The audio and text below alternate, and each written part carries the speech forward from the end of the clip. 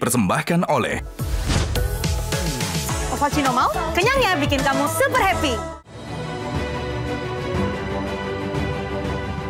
Selamat malam para pemirsa, ketemu lagi di Hot Room dengan saya Hotman Paris.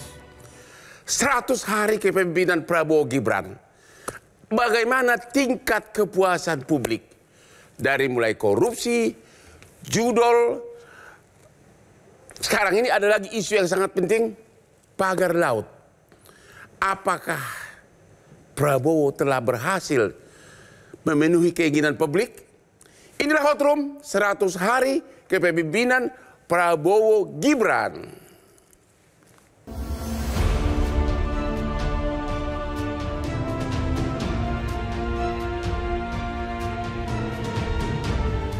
Pemerintahan Presiden Prabowo Subianto dan Wakil Presiden Gibran Rakabuming Raka telah genap 100 hari pada 28 Januari 2025.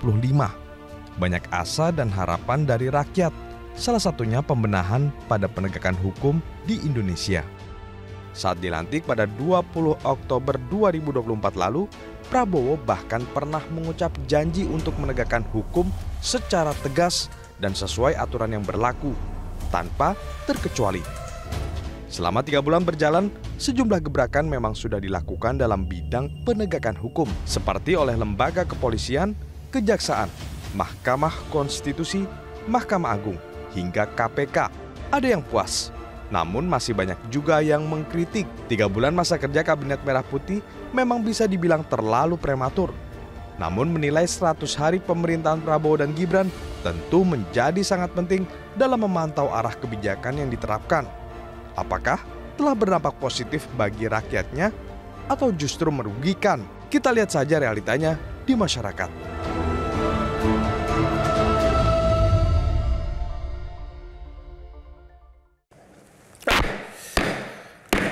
Hotman Paris selalu mengingatkan kepada para netizen, khususnya yang berumur 50 tahun ke atas, agar selalu sering minum kopi.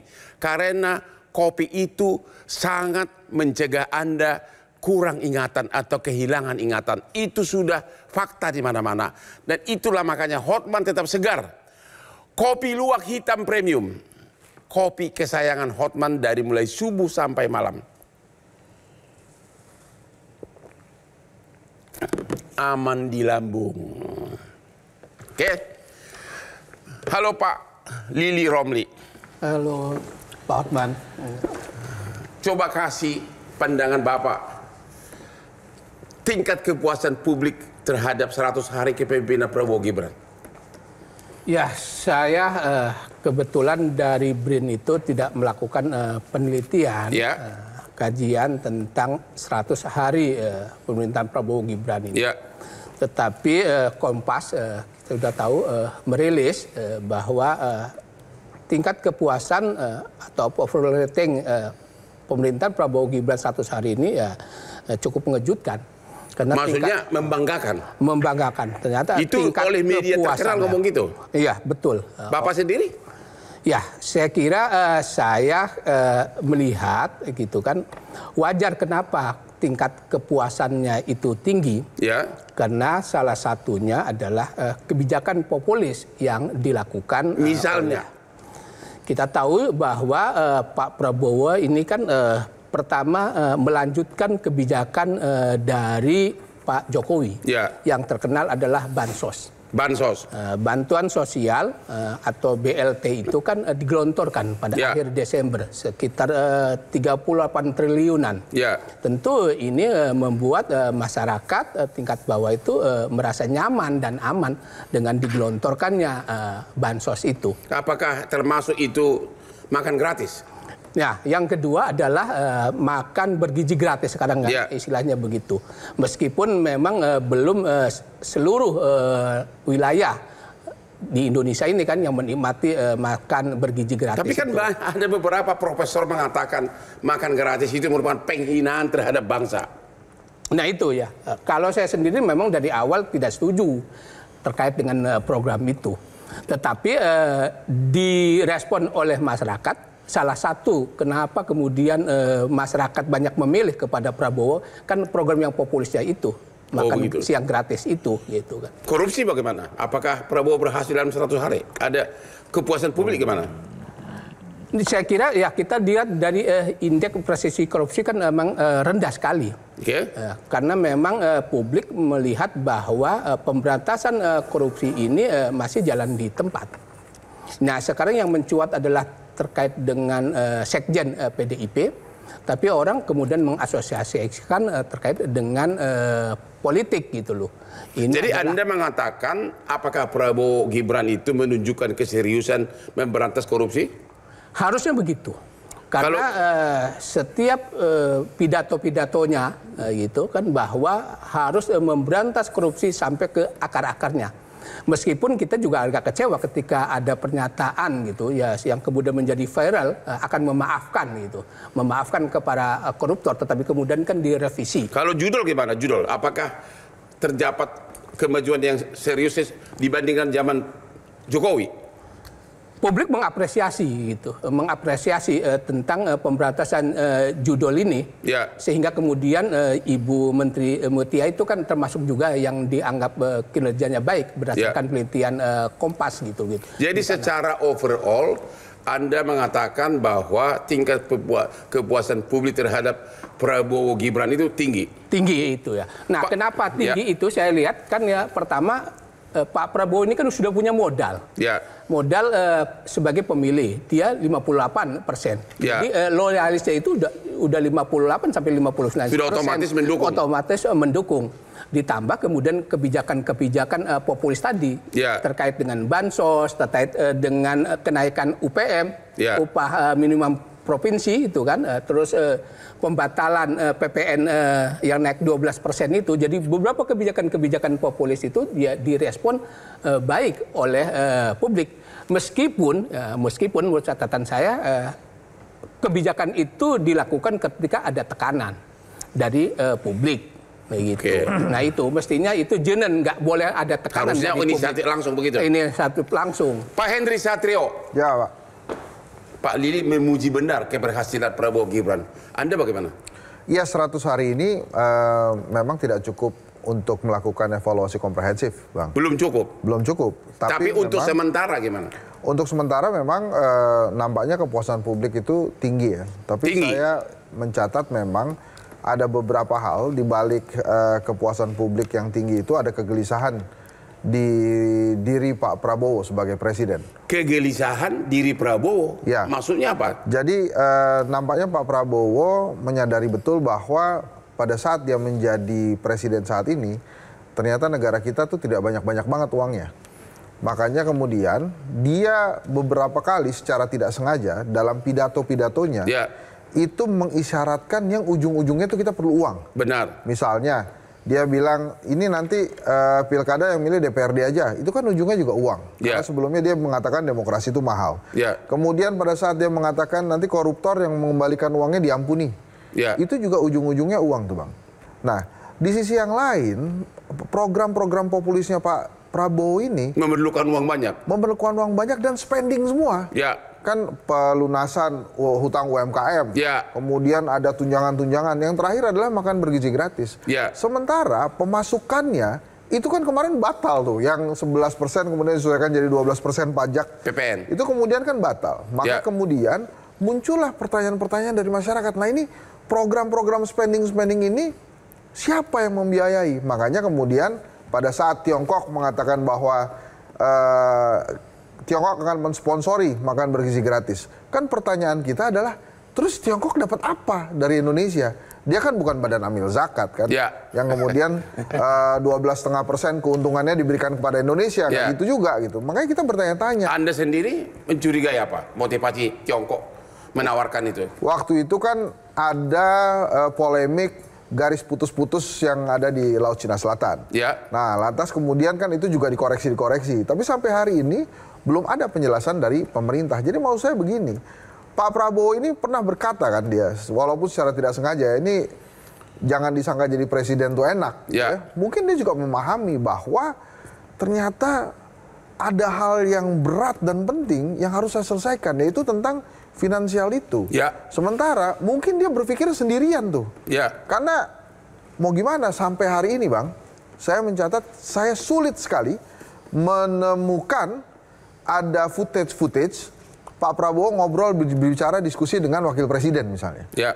Nah itu kan artinya dia sulit juga nih punya teman berbincang. Sementara lagi nih Bang, ya.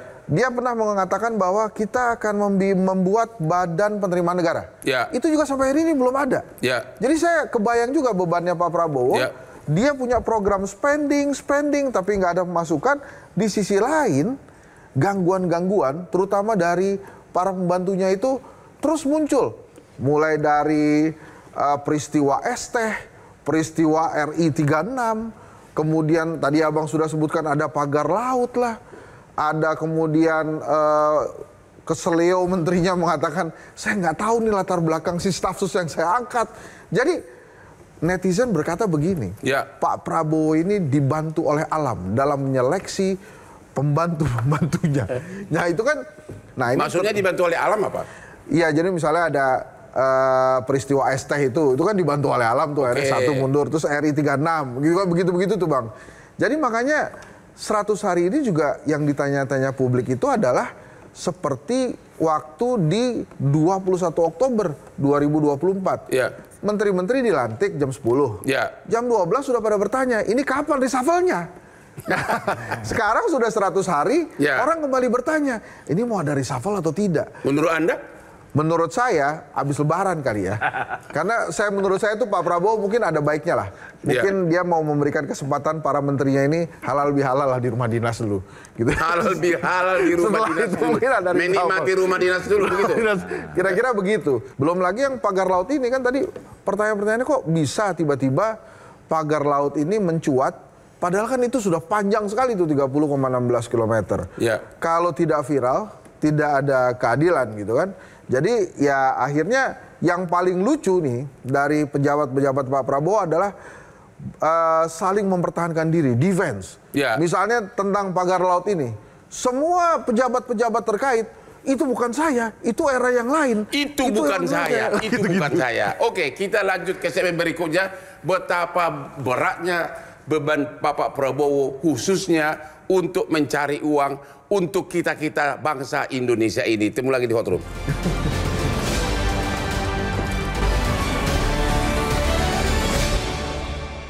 Dipersembahkan oleh Ovaltino Mall, kenyangnya bikin kamu super happy. Dipersembahkan oleh Ovaltino Mall, kenyangnya bikin kamu super happy. Ketemu lagi di Hot Room. Dua narasumber telah mengatakan bahwa tingkat kepuasan publik atas kepemimpinan Prabowo cukup tinggi. Sekarang giliran Anda yang terkenal sangat keras. Boyamin Saiman, aktivis anti korupsi. Anda setuju dengan dua narasumber tadi? Justru ini titik awal untuk lebih hati-hati. Ya. Karena bisa jadi bumerang nanti ke depannya. Kalau kepuasan ya memang survei Kompas begitu ya. Anda setuju? Ya kita hormati, apapun itu secara keilmuan diakui. Diakui. Ya. Hore, ini pertama kali nih Boyamin mengakui. Oke. Jadi keilmuan mau apa kan gitu kan. Udah ya.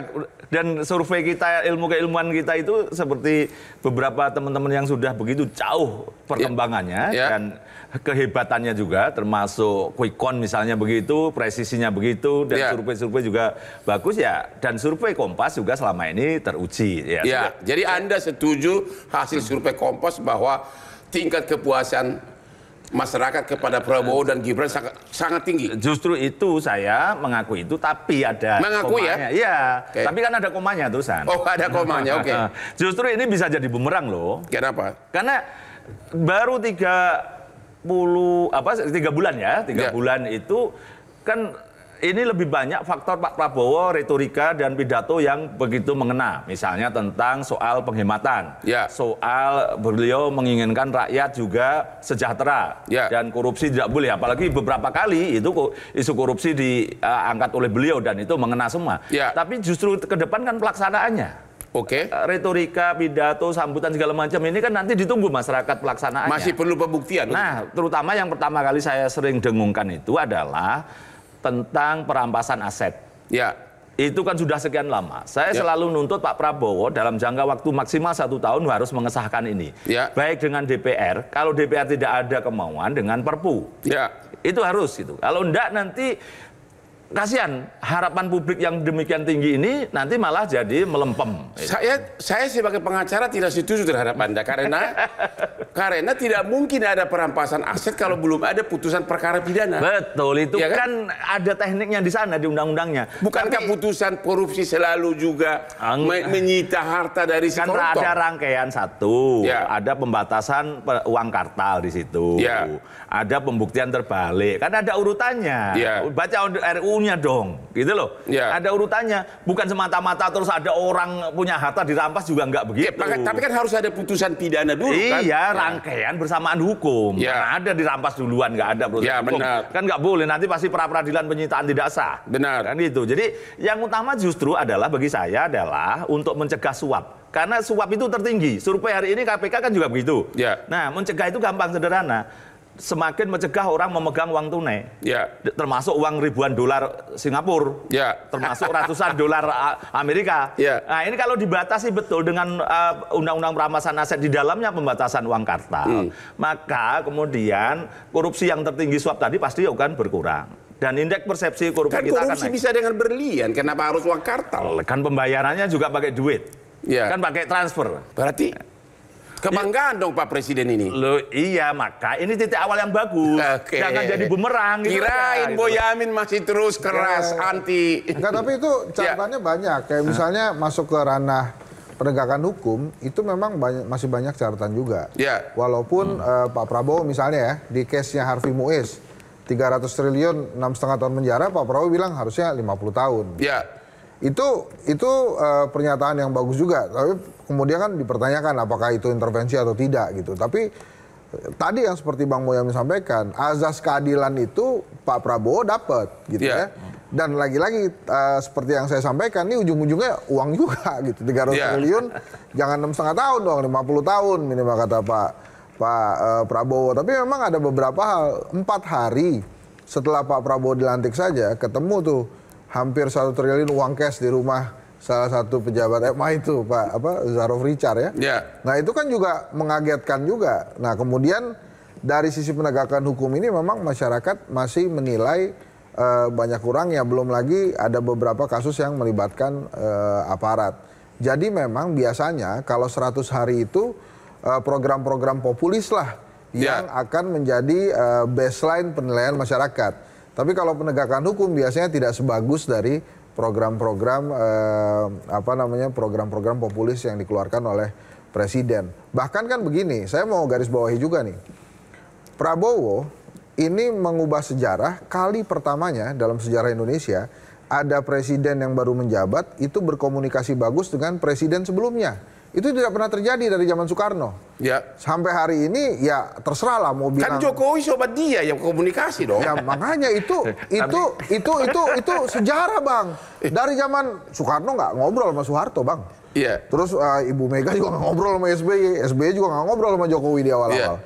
Jadi ini Prabowo dan Jokowi terlepas pertanyaan-pertanyaan banyak, apakah ada intervensi dari Pak Jokowi, apakah kemudian Pak Prabowo masih ikut Pak Jokowi, tapi dua presiden ini komunikasinya bagus. Ini perlu dicatat juga oleh sejarah.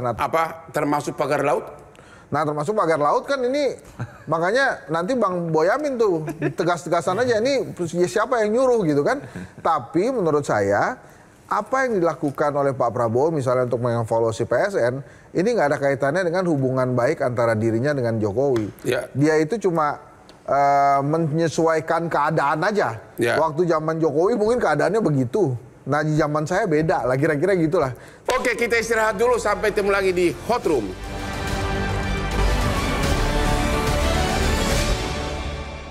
Dipersembahkan oleh Ovaltino Mau, kenyangnya bikin kamu super happy. Dipersembahkan oleh Ovaltino Mau, kenyangnya bikin kamu super happy. Hari sudah menjelang malam, tapi Hotman masih segar bugar. Padahal Hotman tadi pagi bangun jam 3 pagi dan langsung minum kopi luwak hitam premium. Itulah rahasianya. Jadi para pemirsa, biasakanlah minum kopi. Dan kesayangan Hotman adalah kopi luwak hitam premium. Aman di lambung.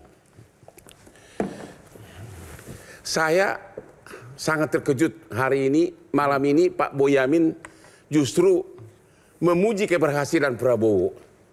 Ya, saya sangat terkejut. Saya kira tadi bakal ribut di ruangan ini. Oke, apalagi yang Anda puji dari Pak Prabowo? Ya sekarang judul kepada judul. Sekarang yang negatif misalnya judi online. Ya, kenapa judi online? Yang raja judinya malah belum tersentuh. Bahkan saya berpikiran ini yang disentuh yang kecil-kecil, yang besar biar tetap aman.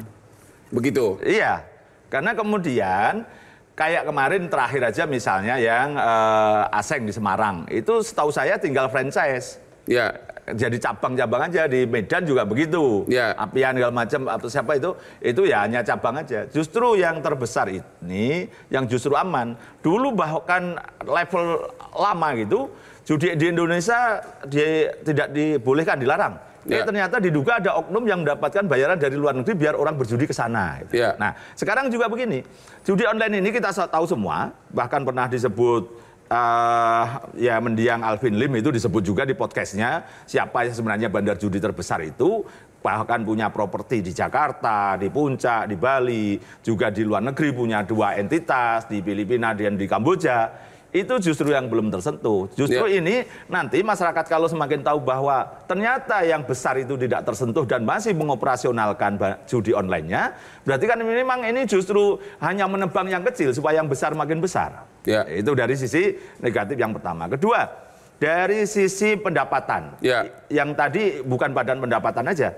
Justru ini tata kelola pemerintahan yang baik dari sisi pencegahan pemberantasan korupsi itu kan mengawasi uang masuk. Ya. Kalau uang keluar, beliau sudah pidato kemana-mana harus pengiritan, luar negeri tidak boleh, segala macam itu pengiritan.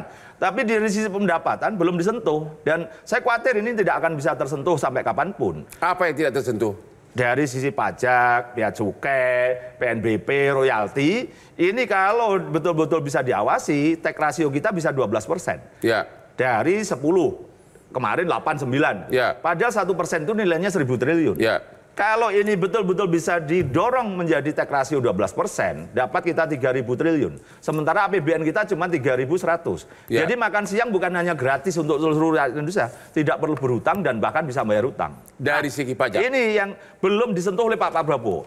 Karena pendapatan yang dari sektor itu belum pernah disentuh dan nampak Pak Prabowo seperti gampang di situ gitu. Jadi ini justru pendapatan yang sangat besar dari tax ratio, tambang masih banyak tambang ilegal, banyak yang masih proses hilirisasi nggak jelas kemana, dan kemudian gitu sengketa-sengketa perusahaan tambang batu bara itu dibiarkan berlarut-larut sehingga mereka malah asik jadi masih tidak banyak sumber penghasilan pajak, masih banyak sekali. Pendapatan negara sangat banyak. Tax ratio ini aja, negara-negara maju itu kan di 15% sampai 20% dari pendapatan kotor. Ya. Kita sebenarnya hanya ingin dari 8 dan 9 ini menuju ke 10 aja dulu, 1% tahun pertama. Ya. Tahun kedua menjadi 11%, tahun ketiga 12%. Itu yang saya melihat sampai sekarang belum disentuh oleh Pak Saya Prabowo. termasuk orang yang selalu mendengungkan agar dibuat lagi teks amnesti. Anda setuju?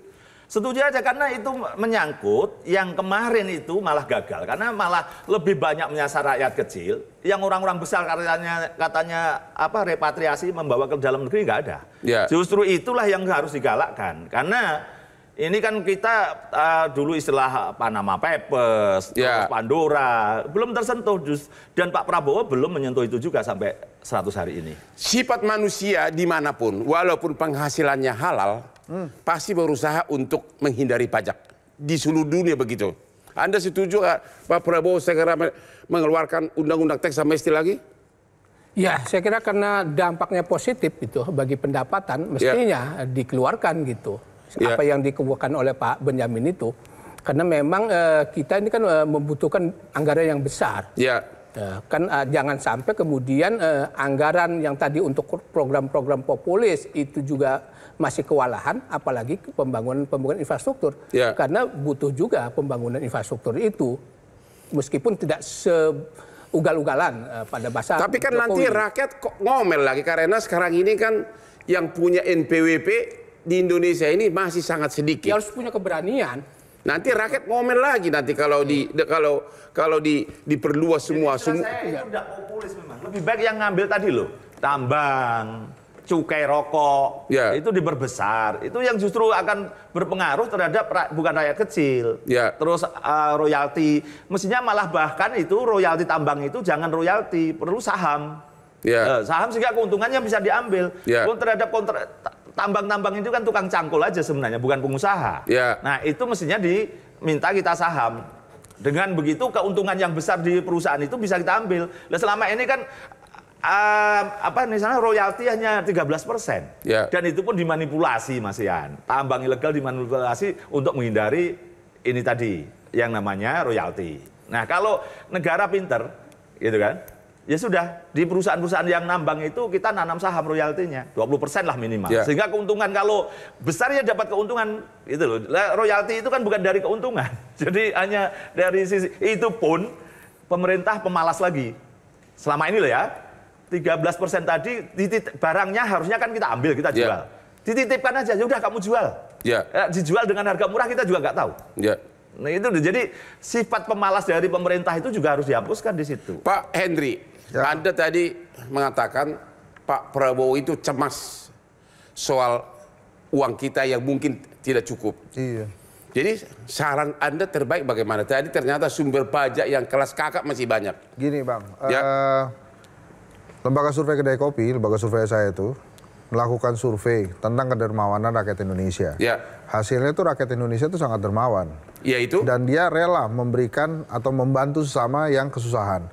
Ini sesuai dengan World Giving Index yang menempatkan rakyat Indonesia selalu menjadi nomor 1 di seluruh dunia sebagai rakyat yang paling dermawan. Jadi kalau menurut saya, silakan saja pemerintah meminta bantuan rakyat untuk membantu negara. Saya yakin membantu rakyat dengan cara?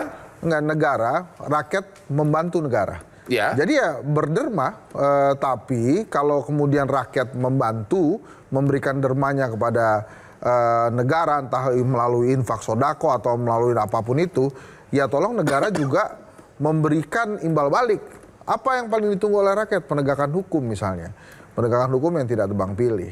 Gitu. Jadi menurut saya memang masih banyak cara sebetulnya bila kemudian negara ingin juga berhemat dan meminta bantuan. Jadi bisa bikin daftar enggak? Sumber pengeluaran yang sangat besar bagi negara ini daftarnya apa? IKN, bansos, makan gratis, cicilan hutang luar negeri, apalagi itu paling gede tuh. Hutang gede, apa lagi? Ya paling gede itu. Paling gede itu. Yang jatuh tempo itu. Ya jadi memang pengeluarannya banyak betul. Pengeluarannya banyak betul. Banyak betul. Tapi nih kalau kita balik lagi ke kepuasan, salah satu yang belum kita bahas kan di sisi demokrasi. Memang YouTube saya masih hilang tuh, masih belum balik. Tapi memang di dalam pelaksanaan pilkada yang hanya beberapa hari setelah Pak Prabowo dilantik itu mendapatkan pujian, itu sukses lah. Terlepas dari beberapa kontroversi, tapi yang menjadi tolak ukur kelihatannya sih Jakarta. Banyak sekali yang memuji Pak Prabowo, ya waktu itu kan disampaikan tuh oleh Pak Dasko bahwa Pak Prabowo memutuskan untuk tidak mengajukan keberatan ke MK, gitu ya. Pak Dasko bilang begitu karena menurut Pak Dasko Prabowo ingin ini, nah gitulah. Karena tidak mengajukan keberatan itu, akhirnya dipuji juga tuh Pak Prabowo. Jadi memberikan kesempatan kepada Pramono Anung dan Rano Karno. Ya kalau dilihat dari tujuan politiknya bisa saja ini adalah sebuah cara untuk membuka komunikasi kepada PDI Perjuangan yang memang pemenang pileg. Tapi dari pernyataan Dasko itulah menurut saya tumbuh kepuasan publik di era Pak Prabowo tentang demokrasi terutama pelaksanaan pilkada. Tumbuh kepuasan publik. Walaupun katanya money politicsnya banyak banget. Siapa lagi? Ya, kan sudah selesai pemilu. Waktu pilkada Bang. Waktu pilkada. Pilkada itu kan pemilu kelas lokal sebenarnya. Nah itu kan terjadi lagi gitu. Nah Bang Boyamin sudah senyum-senyum pasti dia punya datanya tuh kan. Karena kalau kita lihat dari apa yang disampaikan oleh KPUD tentang penggunaan dana-dana kampanye paslon, kan kelihatannya nggak segitu sedikitnya, juga masih banyak gitu ya. Tapi maksud saya adalah demokrasi juga menjadi hal yang terutama di Jakarta membuat kepuasan masyarakat terhadap Pak Prabowo itu tinggi gitu. Ini jadi canggih juga nih Pak Prabowo main-mainnya. Jadi 3 sumber menyatakan bahwa tingkat kepuasan masyarakat kepada Pak Prabowo cukup tinggi. Ya, walaupun Pak Prabowo masih pusing karena itu tadi finansial. Banyak benar kebutuhan dananya, tapi belum kelihatan. Ini kelihatannya mau. Saya sebagai pengacara dari Prabowo 25 tahun merasa tersanjung. Ternyata 3 narsum ini mengatakan sampai hari ini Prabowo masih sukses. Temu lagi di Hot Room.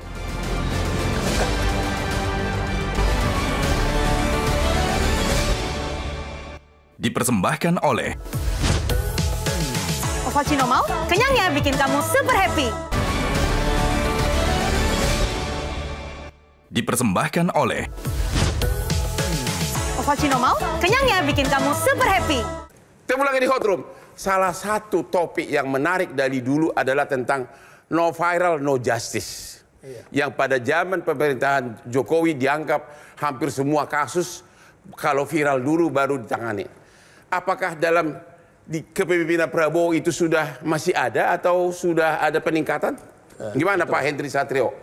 Ya memang no viral no justice itu kan sebuah pengawasan dari masyarakat ya. Ya. Yang paling sering kena memang aparat keamanan gitu ya. Ada pembunuhan atau penembakan adik kita Gama misalnya kan sampai hari ini juga belum kelihatan. Ya itu mungkin kalau nggak viral nggak ada justice tuh. Karena mencela-mencela juga kan aparat-aparat di. Tapi sepertinya malah presiden duluan yang menanggapi daripada kita-kita ini. Nah itu dia karena saya yakin Pak Prabowo memperhatikan juga medsos itu.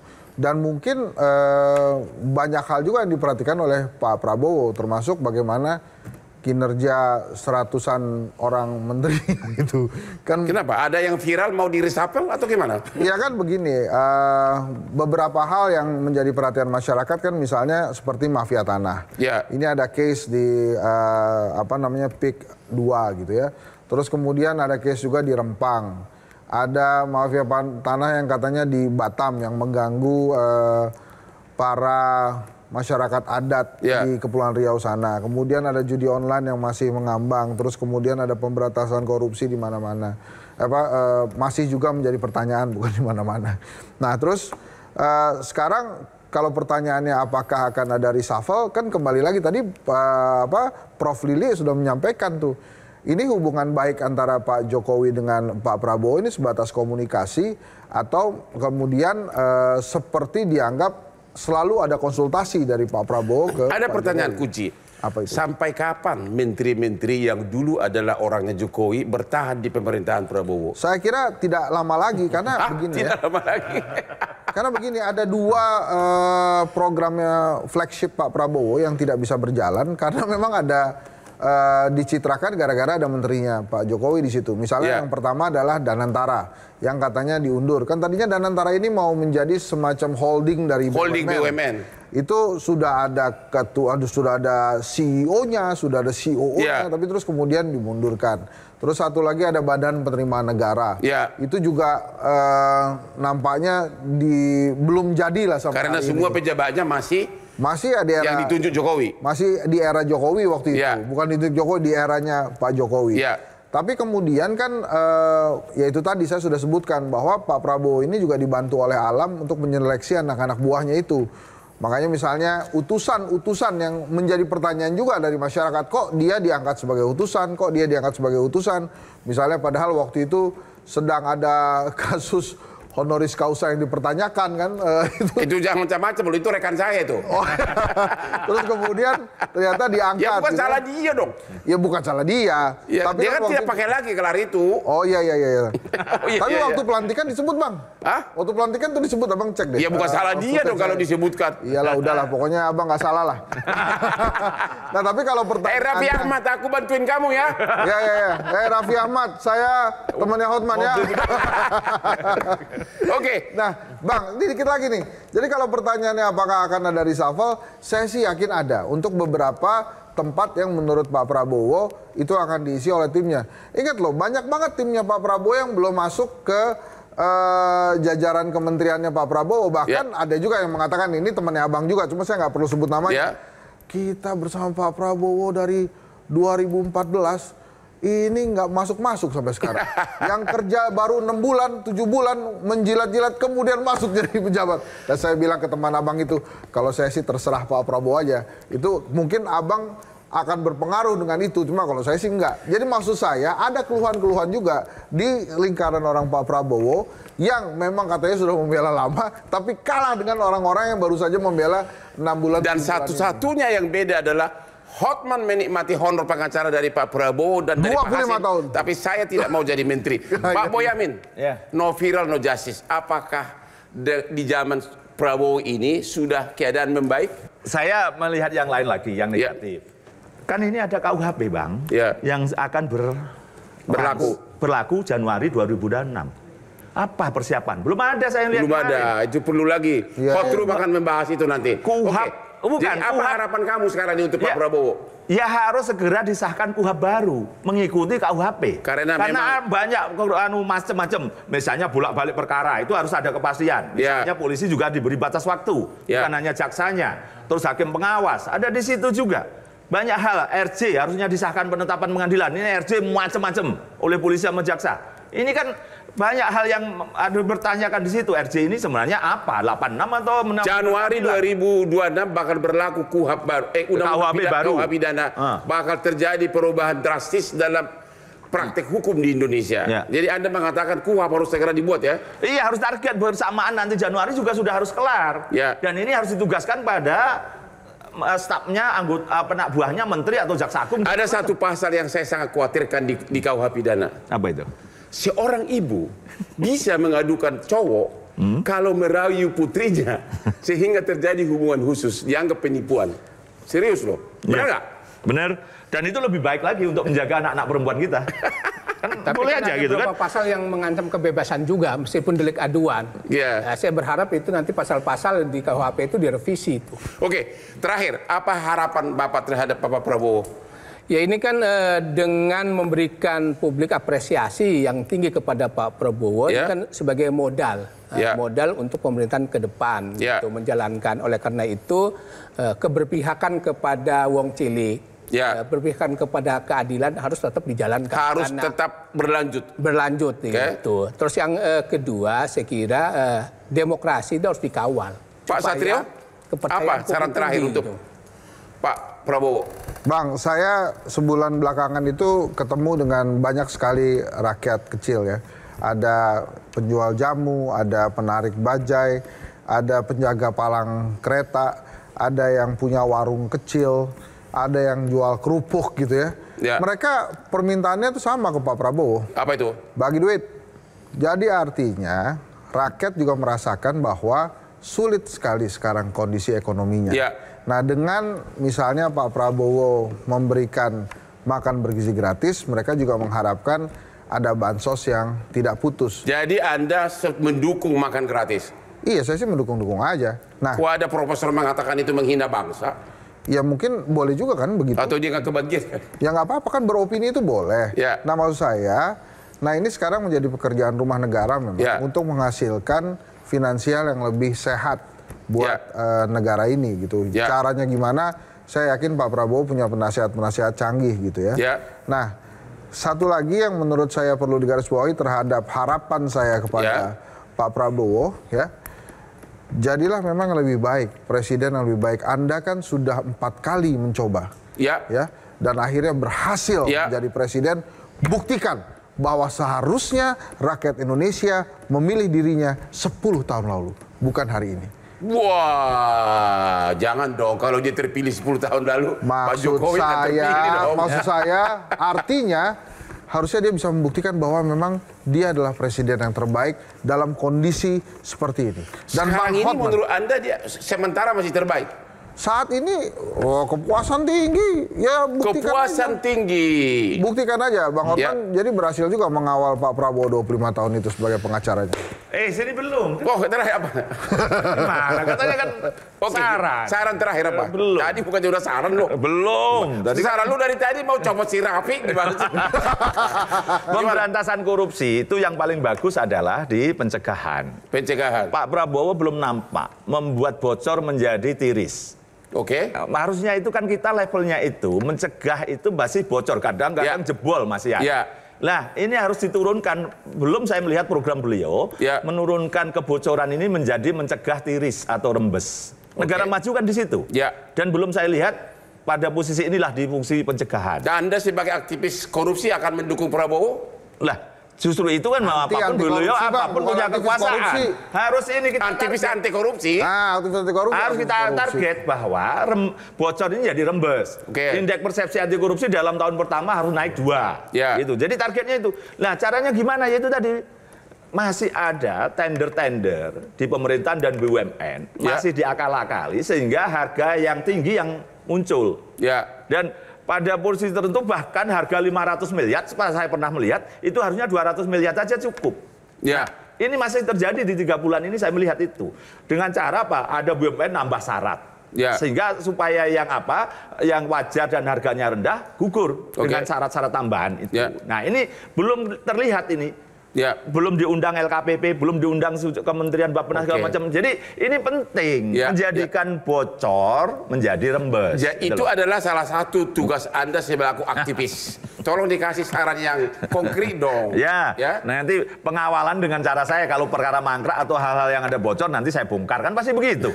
Oke, demikianlah akhir dari diskusi kita malam ini. Sebagai kesimpulannya, 3 narasumber ini semuanya memuji Prabowo, terutama kepekaan beliau terhadap yang lagi viral di masyarakat. Contoh PPN. Yang terakhir sekarang ini adalah pagar laut. Betapa beraninya dia memerintahkan pembongkaran. Dan pencabutan sertifikat loh. Jangan. Kan tadi justru yang lebih hebat itu pencabutan sertifikat itu. Tapi kan belum terlaksana. Sudah. Oh sudah? Proses. Sudah atau belum? Belum dalam artian de factonya. De factonya sudah, de jurnya tinggal proses. Kalau itu terjadi, waduh, Pak Prabowo, you are the best. Nggak percuma saya jadi penasehatmu 25 tahun. Oke, demikianlah akhir dari diskusi kita malam ini. Jangan lupa menonton Hot Room setiap hari Rabu jam 9 malam hanya di Hot Room.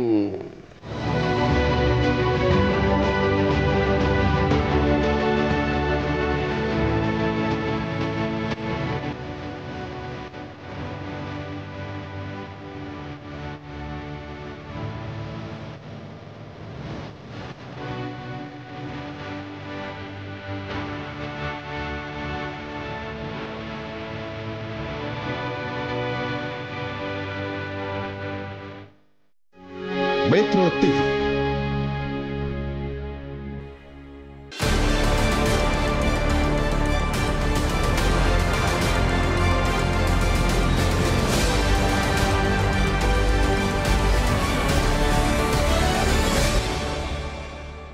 Dipersembahkan oleh Ovaltino mau? Kenyangnya bikin kamu Jelajahi cara baru mendapatkan informasi. Download Metro TV Extend sekarang.